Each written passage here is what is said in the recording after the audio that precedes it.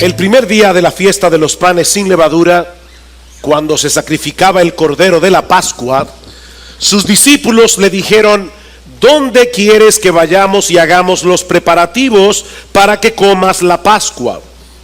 Y envió a 2 de sus discípulos y les dijo: id a la ciudad y allí os saldrá al encuentro un hombre que lleva un cántaro de agua, seguidle.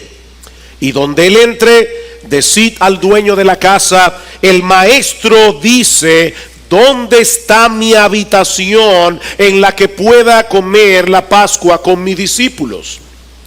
Y él os mostrará un gran aposento alto, amueblado y preparado. Haced los preparativos para nosotros allí. Salieron pues los discípulos y llegaron a la ciudad y encontraron todo tal como él les había dicho y prepararon la Pascua. Al atardecer llegó él con los 12 y estando sentados a la mesa comiendo, Jesús dijo: en verdad os digo que uno de vosotros me entregará, el que come conmigo. Ellos comenzaron a entristecerse y a decirle uno por uno: ¿acaso soy yo? Y él les dijo: es uno de los 12 el que moja conmigo en el plato. Porque el Hijo del Hombre se va tal y como está escrito de él, pero ay de aquel hombre por quien el Hijo del Hombre es entregado. Mejor le fuera a ese hombre no haber nacido. Y mientras comían, tomó pan y habiéndolo bendecido lo partió y se lo dio a ellos y dijo: tomad, esto es mi cuerpo. Y tomando una copa después de dar gracias, se la dio a ellos y todos bebieron de ella. Y él les dijo: esto es mi sangre del nuevo pacto, que es derramada por muchos. En verdad os digo, ya no beberé más del fruto de la vid hasta aquel día cuando lo beba nuevo en el reino de Dios. Desde hace ya varios meses hemos venido estudiando el Evangelio de Marcos versículo a versículo, y actualmente nos encontramos en la última semana del ministerio terrenal de nuestro Señor Jesucristo, y más particularmente en el día jueves de esa semana, es decir, el 14 de Nisan en el calendario judío. Ese era el día en que el pueblo de Israel celebraba la Pascua, una fiesta anual que conmemoraba la forma como Dios los libró de la esclavitud de Egipto unos 1500 años atrás. Dios envió a Moisés para que ordenara a Faraón que dejara ir libre a su pueblo, pero como todos sabemos, Faraón se negó a hacerlo. Así que Dios envió 10 plagas sobre la nación, la última de las cuales fue la más terrible de todas, la muerte de los primogénitos. La Biblia dice en Romanos capítulo 6 versículo 23 que la paga del pecado es la muerte. Nos espanta una plaga como esta, pero lo cierto es, mis hermanos y amigos, que todos merecemos morir por causa de nuestros pecados. Porque Dios es perfectamente santo, Dios es perfectamente justo, pero al mismo tiempo es bueno y amoroso. Y en su bondad y en su misericordia, en ese momento de juicio, Dios le proveyó a la nación una puerta de escape, un refugio. Dios les ordenó sacrificar un cordero y pintar con su sangre los dinteles de las puertas como señal de que habían creído en ese medio de salvación que Él había provisto.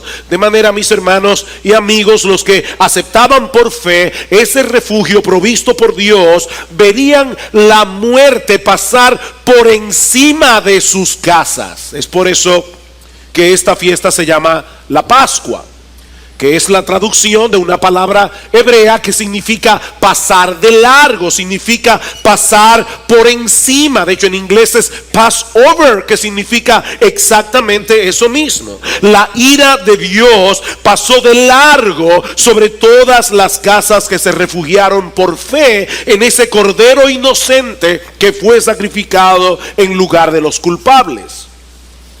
A partir de ese momento, y por más de 1500 años, Los israelitas estuvieron celebrando esta fiesta hasta ese jueves 14 de Nisan, en que nuestro Señor Jesucristo se reunió con sus discípulos para comer con ellos la cena pascual al final de ese día jueves, que según la forma de contabilizar que tenían los judíos, ya era viernes 15 de Nisan, porque los judíos contabilizaban los días de caída de sol a caída de sol. Pero esa noche el Señor hizo ver a sus discípulos lo que yo quiero hacerles ver en esta mañana. El Señor les hizo ver que aquella primera Pascua que Moisés celebró la noche antes del Éxodo no era más que una sombra, no era más que un símbolo que apuntaba hacia una realidad más gloriosa, hacia una realidad objetiva y concreta que estaba a punto de llegar apenas unas horas más tarde. Podemos dividir este pasaje en tres partes. En primer lugar, veremos los detalles de la preparación en los versículos 12 al 16. Luego el anuncio del traidor en los versículos 17 al 21. Y luego la introducción de una nueva Pascua en los versículos 22 al 25. Así que veamos en primer lugar los detalles de la preparación. Versículo 12 una vez más. El primer día de la fiesta de los panes sin levadura, cuando se sacrificaba el cordero de la Pascua. Noten ese detalle editorial que Marcos incluye en su narración. Llegó ese día en que se sacrificaba el cordero de la Pascua. Sus discípulos le dijeron: ¿dónde quieres que vayamos y hagamos los preparativos para que comas la Pascua? Por más de 3 años Jesús y sus discípulos habían estado predicando el evangelio por toda Judea y por toda Galilea sin una residencia fija. Y miles de peregrinos habían llegado a la ciudad de Jerusalén por causa de la fiesta. La pregunta es: ¿dónde encontrarían ellos un lugar seguro en el cual pudieran comer todos juntos, Jesús y sus discípulos, la cena pascual? Porque recuerden, hermanos, hace unos domingos veíamos que los líderes religiosos de Israel ya le habían puesto precio a la cabeza de Jesús. Dice en Juan capítulo 12 versículo 57 que los principales sacerdotes y los fariseos habían dado órdenes de que si alguien sabía dónde estaba Jesús, diera aviso para que le prendieran. Así que la ciudad de Jerusalén estaba repleta de gente. La persona de Jesús se encontraba en ese momento entre los más buscados de Israel. ¿Cómo iban a poder reunirse esa noche 13 hombres sin provocar un incidente que pudiera poner en riesgo la integridad física de Jesús? Sobre todo porque había algo que los discípulos no sabían, pero Jesús sí sabía. Ya Judas había hablado con los principales sacerdotes. Esa es la preocupación que parece estar en la mente de los discípulos cuando le preguntan al Señor: ¿qué vamos a hacer? Llegó el día de la Pascua. ¿Dónde encontraremos un lugar en la ciudad de Jerusalén en la cual podamos comer esa Pascua contigo? Mis hermanos, pero Jesús está en control. Jesús está en control. Él no tenía todo preparado, dice en el versículo 13, y envió a 2 de sus discípulos. Y por Lucas capítulo 22 versículo 8 sabemos que esos 2 discípulos eran Pedro y Juan. Dice: envió a 2 de sus discípulos sin que Judas lo supiera, y les dijo: id a la ciudad y allí os saldrá al encuentro un hombre que lleva un cántaro de agua, seguidle. Y donde él entre, decid al dueño de la casa: el maestro dice, ¿dónde está mi habitación en la que pueda comer la Pascua con mis discípulos? Hay 2 cosas que debemos resaltar en este pasaje. La primera es que en aquellos días las mujeres solían llevar el agua en cántaros mientras que los hombres cargaban el agua en pieles. Así que era muy extraño encontrarse con un hombre cargando un cántaro de agua. Por eso es que el Señor le dice: vayan a Jerusalén. Ellos están en Betania, 3 kilómetros al sur. Vayan a Jerusalén y ustedes se van a encontrar en la calle con un hombre cargando un cántaro de agua. No iban a haber muchos hombres haciendo eso. Ahora, lo segundo que quiero resaltar aquí, mis hermanos, es que no había manera de que Jesús pudiera saber de antemano que al entrar en la ciudad de Jerusalén, Pedro y Juan iban a toparse con ese hombre. De más está decir que es un hecho incontrovertible que en aquellos días no habían celulares. Mis hermanos, no había forma de que Jesús pudiera tener ese tipo de información a menos que poseyera un conocimiento sobrenatural y tuviera control de todas las cosas. Y eso es lo que parece que Marcos está resaltando aquí, porque las cosas que iban a suceder a partir de ese momento no tomaron a Jesús por sorpresa. Él siempre estuvo en pleno control de cada uno de los detalles que desembocaron en la cruz. Mis hermanos, nada sucedió por accidente. Vean el versículo 15. Él os mostrará un gran aposento alto, amueblado y preparado. Haced los preparativos para nosotros allí.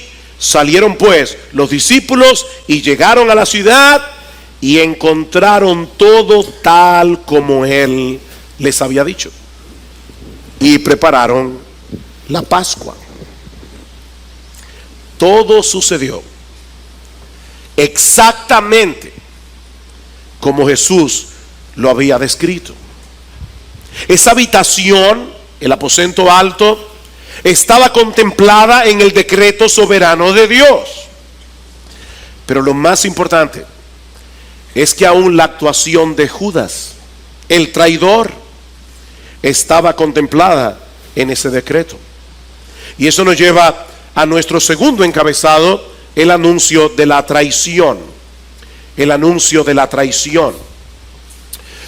En el año 1906, un médico y filósofo alemán llamado Albert Schweitzer publicó una de sus obras más famosas titulada En búsqueda del Jesús histórico. Y Schweitzer decía en esa obra básicamente que Jesús, el pobre, se había equivocado al pensar que él era el Mesías que Dios había enviado a la nación de Israel al final de los tiempos. Pero lamentablemente, según él, las cosas se salieron de control y en vez de ocupar un trono, Jesús terminó clavado en una cruz. Pero mis hermanos, esa perspectiva de la vida de Cristo, que de paso sigue siendo muy popular en los círculos liberales en el día de hoy, no pasa la prueba de una lectura honesta y desprejuiciada de los evangelios. Si hay algo que nosotros vemos, sobre todo en los últimos capítulos de Marcos, es que Jesús sabía desde el principio que él se dirigía hacia la cruz. Y así se lo hizo saber a sus discípulos una y otra vez. Como dice un comentarista, nuestro rey sabe con exactitud hacia dónde se dirige y lo que va a suceder. Y escuchen esto: la gracia soberana usará incluso la maldad humana para llevar a cabo sus propósitos redentores. Y eso fue precisamente lo que sucedió con el caso de Judas. Versículo 17. Al atardecer, llegó él con los 12, y estando sentados a la mesa comiendo, Jesús dijo: en verdad os digo que uno de vosotros me entregará, el que come conmigo. Ahora, por el texto paralelo en el Evangelio de Juan, nosotros sabemos que el Señor pronunció estas palabras con el corazón desgarrado. Dice en Juan capítulo 13 versículo 21 que Jesús se angustió en espíritu cuando anunció a sus discípulos que uno de ellos lo iba a entregar. Imagínense, mis hermanos, el impacto de esta revelación en la mente y el corazón de estos hombres. De hecho, Marcos nos dice en el versículo 19 que ellos comenzaron a entristecerse. Pero en el texto paralelo, en el Evangelio de Mateo, se usa una palabra griega mucho más fuerte que significa algo así como agitarse con violencia. Eso cayó como un rayo en el corazón de los discípulos. ¿Cómo es posible que en medio de ellos hubiera un traidor? Ahora es interesante notar que en vez de acusarse mutuamente, ¿qué hicieron ellos? Comenzaron a dudar de sí mismos. ¿Acaso soy yo, Señor? ¿Acaso soy yo, Señor? Y esta pregunta está formulada en el original de una manera tal que requiere una respuesta negativa. Es como, ¿verdad que no soy yo? ¿Verdad que no soy yo, Señor? Yo conozco mis debilidades, pero no puedo imaginarme siquiera que yo pudiera hacerte algo así. Todos ellos experimentaron esa noche lo que alguien ha llamado una saludable autodesconfianza. Y mis hermanos, yo creo que los creyentes nos libraríamos de muchos males si desconfiáramos más a menudo de nosotros mismos. Porque no son pocos los que han caído a lo largo de la historia por haber asumido que no podían caerse. El que piensa que está firme, cuidado, mire que no caiga. Mis hermanos, nosotros somos muy débiles. Y si queremos terminar bien nuestra carrera, no debemos poner nuestra confianza en nuestras propias capacidades. No podemos poner nuestra confianza en los años que tenemos en la fe. Es en dependencia del Espíritu de Dios. Día a día, descansando enteramente en la gracia que Él nos da, porque de otra manera no vamos a poder resistir hasta el final en la lucha con el pecado que aún mora en nosotros. En ese momento los discípulos estaban actuando con cordura al dejar un margen de probabilidad en contra de ellos mismos. ¿Verdad que no soy yo, Señor? Jesús no responde directamente la pregunta, pero les reitera la realidad de que en medio de ellos había un traidor. Dice más adelante en el versículo 20, es uno de los 12. Es uno de ustedes, el que moja el pan conmigo. El Señor no solo conocía lo que había en el corazón de Judas, el Señor conocía lo que había sido profetizado en las Escrituras más de 1000 años antes. En el Salmo 41, versículo 9, donde el salmista dice que el traidor del Mesías sería alguien cercano, sería uno que comía de su pan. Y de hecho en el Evangelio de Juan, Jesús cita esa profecía. Los judíos, cuando comían, acostumbraban a colocar en la mesa unos tazones con salsa de frutos secos, especias, vinagre, y ellos mojaban eso con el pan sin levadura. Nosotros hacemos eso en el día de hoy. Cada uno de esos tazones normalmente se calculaban de acuerdo a 3 o 4 comensales, ¿verdad? Porque si hay muchos en la mesa, tiene que haber varios tazones para que los comensales más cercanos puedan usarlo. Ahora dice aquí que el traidor era uno que iba a mojar el pan junto con Jesús. Y eso nos sugiere, mis amados hermanos, que la noche de la traición Judas estaba sentado cerca del Señor. No como lo pintó Miguel Ángel en la Santa Cena, que Judas está al final. El traidor es uno que moja el pan conmigo. Y este es un elemento que añade horror a la traición. No fue un extraño el que finalmente decidió vender a su maestro por 30 piezas de plata. era uno de los suyos, alguien cercano, que había vivido con él por más de 3 años, que había sido testigo presencial del poder, la sabiduría y sobre todas las cosas el maravilloso, hermoso y extraordinario carácter de nuestro bendito Señor y Salvador. Sí, la traición de Judas estaba contemplada en el decreto soberano de Dios. Pero ¿sabes qué, mi amigo? Nosotros no somos títeres del decreto divino. Cada uno de nosotros es responsable por las decisiones que toma, porque en cada momento nosotros decidimos hacer lo que queremos hacer. No somos títeres del diablo, ni somos títeres de Dios. Versículo 21. Porque el Hijo del Hombre se va, tal y como está escrito de él. Pero ay de aquel hombre por quien el Hijo del Hombre es entregado. Mejor le fuera a ese hombre no haber nacido. Este es uno de esos textos de las Escrituras en los que podríamos detenernos varias semanas sin agotar su contenido. Jesús tenía que morir y tenía que ser durante la Pascua.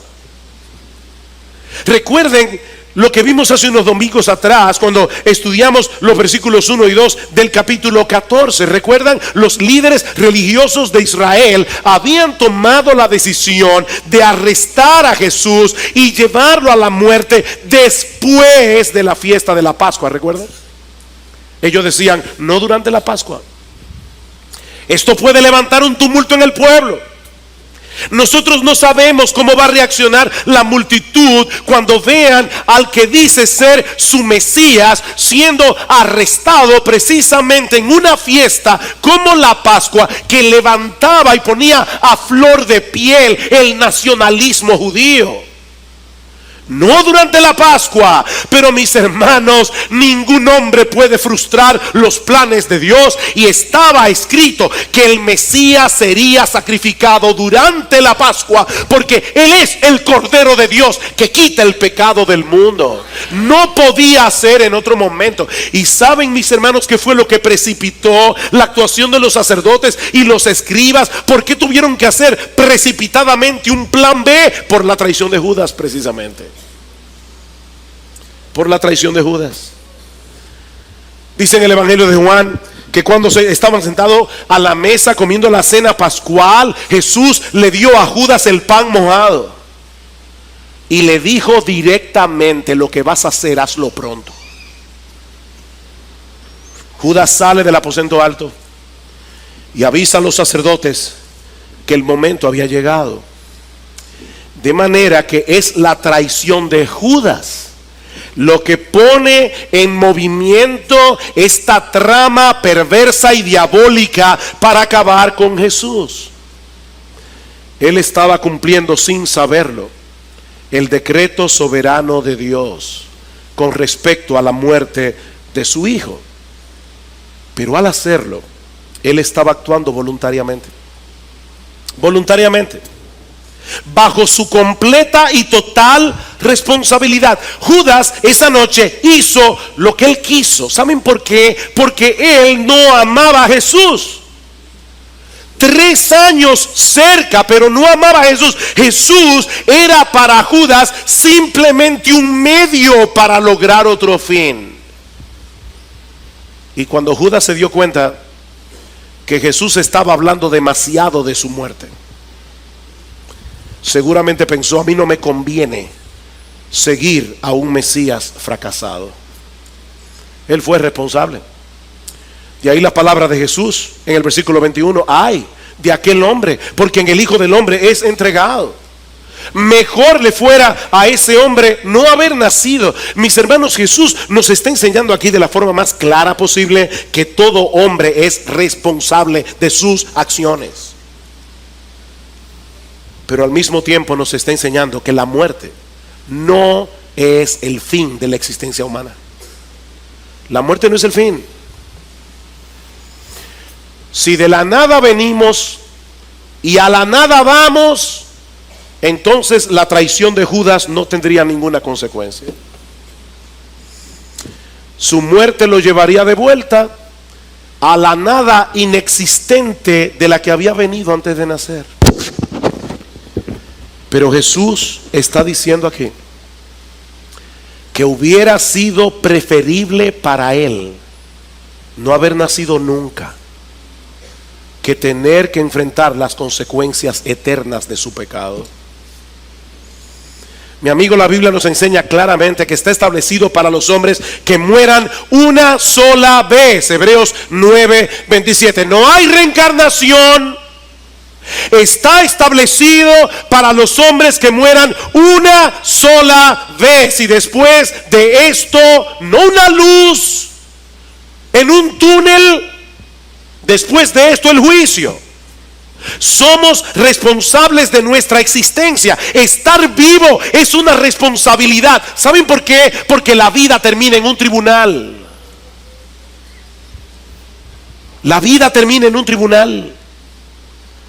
Cuando cada uno de nosotros comparezca ante la presencia de Dios para dar cuentas de nosotros mismos. De hecho, miren, si no va a haber un juicio al final de esta vida es una broma muy pesada. Una broma muy pesada. Pero es aquí precisamente donde entra en juego el significado de aquella primera Pascua que los judíos celebraron en Egipto la noche antes de su liberación. Dios, en su inmensa bondad, había provisto una salida de escape para poder perdonar nuestros pecados y al mismo tiempo mantener intacta su justicia. Y eso nos lleva a nuestro tercer y último encabezado: la introducción de una nueva Pascua. La introducción de una nueva Pascua. Cuando los judíos celebraban la Pascua, ellos tenían que seguir algo así como una especie de guión. Había un guión que ellos debían seguir paso por paso. Había una serie de cosas que ellos debían hacer. Había una serie de palabras que ellos debían pronunciar. Se colocaban en la mesa 4 copas de vino y doblemente diluidas en agua, que debían tomarse durante la cena en ciertos momentos específicos, mientras el padre de familia bendecía los elementos, el pan, la hierba, el vino, el cordero, y explicaba el simbolismo de cada una de esas cosas. Por ejemplo, el padre levantaba el pan y decía: este es el pan de nuestra aflicción, el que nuestros padres comieron en el desierto, y así sucesivamente.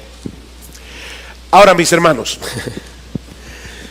imagínense la sorpresa de los discípulos cuando de repente Jesús se aparta del guión que los judíos habían seguido por cientos de años en una sociedad estrictamente marcada por sus tradiciones, y cambia por completo el significado de los elementos. Versículo 22.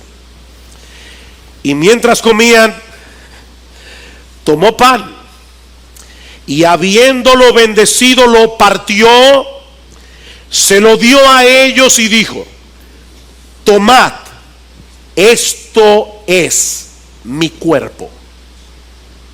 En el Evangelio de Mateo dice: tomad, comed, esto es mi cuerpo.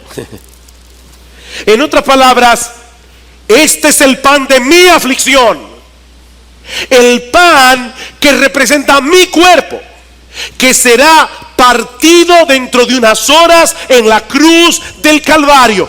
Toman y coman de este pan, Pero de ahora en adelante, cada vez que lo hagan, no lo harán en memoria del éxodo, lo harán en memoria de mí, como dice el texto de Lucas 22, versículo 19. ¿Ustedes se imaginan eso, mis hermanos? ¿Qué pensaba Jesús de sí mismo?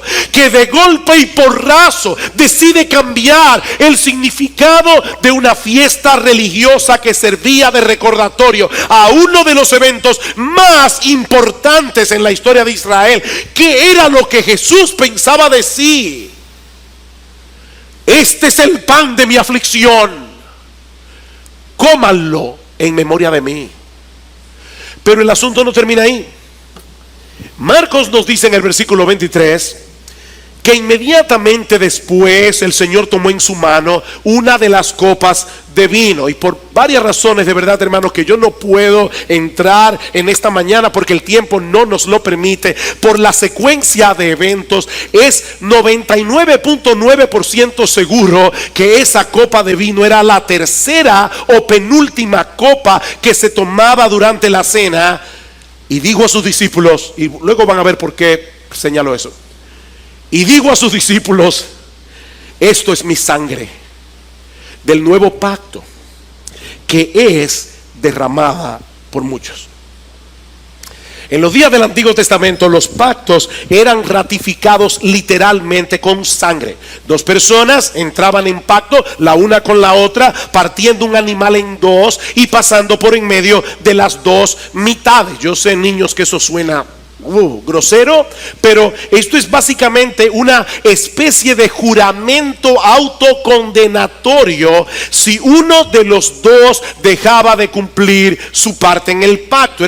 Era como decir: así me parta Dios si yo no cumplo lo que estoy prometiendo en este acuerdo pactado. De manera que lo que Jesús está diciendo a sus discípulos esa noche, al levantar la copa, es que Él había venido a introducir un nuevo pacto por medio del cual los hombres habrían de relacionarse con Dios. Un nuevo pacto que sería ratificado unilateralmente a través del derramamiento de su propia sangre. Esta es la sangre del nuevo pacto, que por ustedes es derramada, y dice Mateo, para perdón de los pecados. Oh, mis hermanos, fue el cuerpo de Jesús el que fue partido en dos en la cruz del Calvario.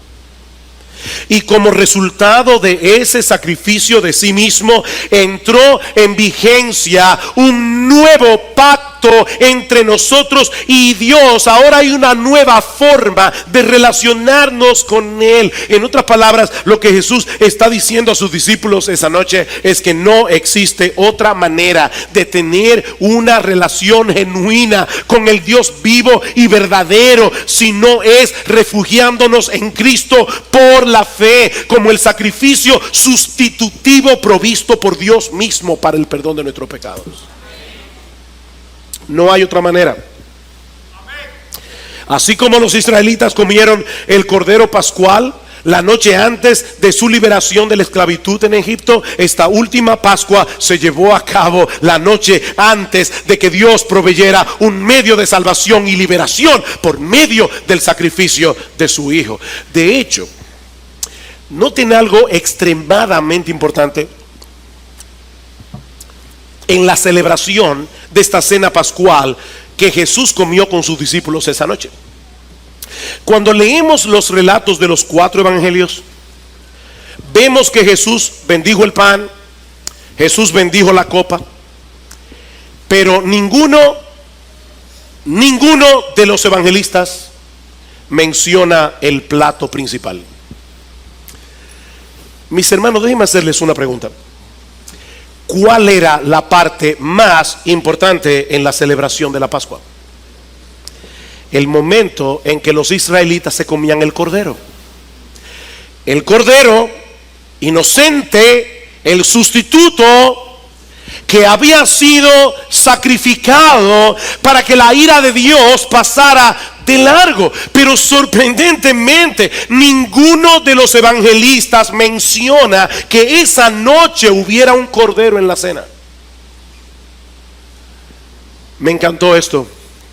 Dice alguien: no había cordero en la mesa, porque el Cordero de Dios estaba sentado a la mesa.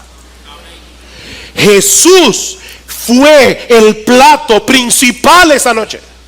Jesús era el plato principal, porque Él es, mis amados hermanos, el Cordero de Dios que quita los pecados del mundo.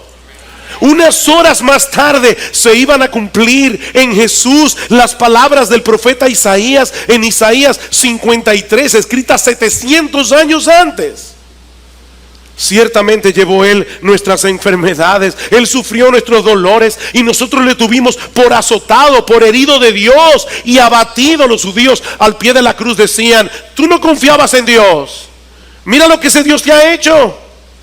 Mas Él herido fue por nuestras rebeliones, Él fue molido por nuestros pecados. El castigo de nuestra paz fue sobre Él. El castigo que procuraba nuestra paz fue sobre Él, y por su llaga fuimos nosotros curados. Todos nosotros nos descarriamos como ovejas, cada cual se apartó por su camino, mas Jehová cargó en Él el pecado de todos nosotros. Angustiado Él y afligido, no abrió su boca. Pilato le decía: ¿es que no te vas a defender? Como cordero fue llevado al matadero, y como oveja delante de sus trasquiladores, enmudeció y no abrió su boca. Mis hermanos, cuando Jesús dijo a sus discípulos esa noche: toman y coman de este pan y beban esta copa, porque esto es mi cuerpo, esto es mi sangre, Él no estaba tratando de decirles que acababa de hacer un milagro de transubstanciación, a través del cual ese pedazo de pan de repente se había convertido en su carne y el vino en su sangre. No, mis hermanos, cuando Jesús instituyó la Santa Cena, su cuerpo estaba ahí presente. ¿Tenía dos cuerpos Él en ese momento? No, Él estaba tratando de mostrarles que a partir de ese momento los verdaderos creyentes habrían de celebrar la cena con un significado completamente distinto. Ya no es en memoria del Éxodo, es en memoria de mí. Y eso es lo que Pablo nos enseña en 1 Corintios capítulo 11 versículo 23. Él dice: yo les estoy entregando lo que yo recibí del Señor, que la noche que Él fue entregado tomó pan, lo partió y le dijo a sus discípulos: toman, coman en memoria de mí. Y luego repartió la copa y les dijo: toman, beban en memoria de mí.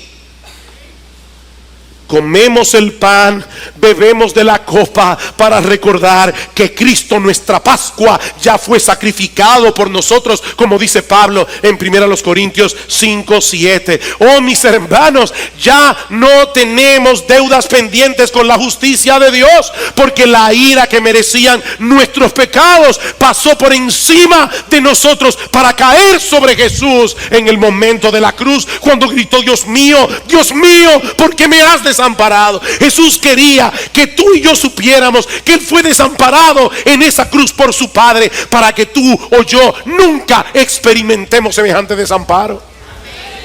Él es nuestra Pascua. Pero hay otro aspecto importante en que la cena pascual celebrada por Cristo esa noche se apartó del guión. La Pascua era una fiesta religiosa, pero al mismo tiempo era una conmemoración eminentemente familiar. Los judíos se movilizaban cada año para comer la Pascua con su familia. Es algo similar a lo que ocurre en el día de hoy con el Día de Acción de Gracias en Estados Unidos, o la Nochebuena en países como los nuestros, la noche antes de la Navidad. Es una comida eminentemente familiar. Pero ¿qué vemos aquí en Marcos 14? Vemos a Jesús apartándose de su propia familia para celebrar esta Pascua con sus discípulos, que también tenían sus propias familias. Mis hermanos, ¿qué es lo que está pasando aquí? Que Jesús está creando en torno a Él una nueva familia. Jesús está creando la familia de la fe. Es por eso que la Santa Cena no se debe tomar de manera individual, desconectado de una iglesia local. Tú no puedes decidir en tu casa: voy a llamar a mi vecino que es cristiano y vamos a celebrar la Santa Cena. No, esto es una ceremonia eclesiástica. Esta es una comida que nosotros debemos celebrar en familia, junto a ese grupo de hermanos y hermanas a quienes nos une un vínculo espiritual que ni la muerte puede destruir. Si hay algo que nos recuerda la celebración de la Santa Cena, es que aunque la salvación es individual, el cristianismo no nos permite seguir viviendo de una manera individualista. Todos los redimidos del Cordero formamos una gran familia cuyos vínculos se manifiestan en una forma concreta cuando venimos a formar parte de una iglesia local. Pero hay algo más. Cristo se apartó otra vez de la forma tradicional como los judíos celebraban la Pascua en aquellos días, con el tema de las copas. Hace un momento decíamos que durante la cena pascual los israelitas tomaban 4 copas de vino. Fue en la tercera de esas copas que Jesús instituyó el nuevo significado de la Pascua, al decir a sus discípulos que esa copa representaba el nuevo pacto en su sangre. Pregunta: ¿qué pasó entonces con la última copa? Porque todos los relatos de los evangelios nos dicen: tomaron esa tercera copa, Jesús la bendijo, cantaron el himno y se fueron. ¿Qué pasó con esa copa? Vean el versículo 25. En verdad os digo, ya no beberé más del fruto de la vid hasta aquel día en que lo beba nuevo en el reino de Dios. El Evangelio de Mateo añade un detalle, dice: os digo que desde ahora no beberé más de este fruto de la vid hasta aquel día cuando lo beba nuevo con vosotros en el reino de mi Padre. Mis hermanos, yo no sé ustedes, pero esto para mí es increíblemente impresionante. Cristo dejó en suspenso esa última copa para que esperemos con expectación la celebración de ese banquete escatológico del que participaremos en su presencia en la consumación de los siglos. Como dice el teólogo escocés Sinclair Ferguson, él dice: la copa que usualmente llevaba la Pascua a su fin, Cristo está diciendo aquí que la bebería luego, al inicio de ese tiempo de comunión sin límites en el reino de Dios. Esa es la promesa de Jesús. Queridos hermanos, es con ese sentido de anticipación que nosotros debemos vivir la vida cristiana, anhelando la llegada de ese día que con toda certeza llegará. Todas las escrituras con respecto a Jesús se cumplieron esa noche. Por eso dice Pablo: este es el evangelio que yo les prediqué, que Cristo fue entregado a morir conforme a las escrituras, que fue sepultado y que resucitó al tercer día conforme a las escrituras. Eso estaba escrito, todo se ha cumplido y esto también se cumplirán. Mis hermanos, nosotros ya no tenemos cuentas pendientes en el tribunal de Dios, porque Cristo, nuestra Pascua, ya fue sacrificado por nosotros. Ese es el gran mensaje del evangelio. Como dice Pablo en Romanos capítulo 5 versículo 1, que habiendo sido justificados por la fe, tenemos paz para con Dios por medio de nuestro Señor Jesucristo. Tenemos paz para con Dios. Oh, qué bendita paz. Qué bendita paz. Es una paz como ausencia de problemas. Es el shalom del que hablaban los judíos, ese shalom que fue interrumpido por la entrada del pecado. Dice Cristo: ya nosotros tenemos paz para con Dios. El más justo ya nos perdonó. Así que, mi hermano, levanta tu cabeza. Levanta tu cabeza, porque a pesar de las tribulaciones y aflicciones que vamos a experimentar en este mundo caído, leíamos en Mateo capítulo 12 al principio, El mundo os perseguirá, dice el Señor, por causa mía. Pero podemos mirar hacia el futuro con confianza, porque fuimos comprados por Dios por medio de la sangre del Cordero, para poder experimentar una genuina y deleitosa comunión con Él. Cristo es nuestra Pascua. Y si tú estás aquí sin Cristo en esta mañana, déjame recordarte algo antes de...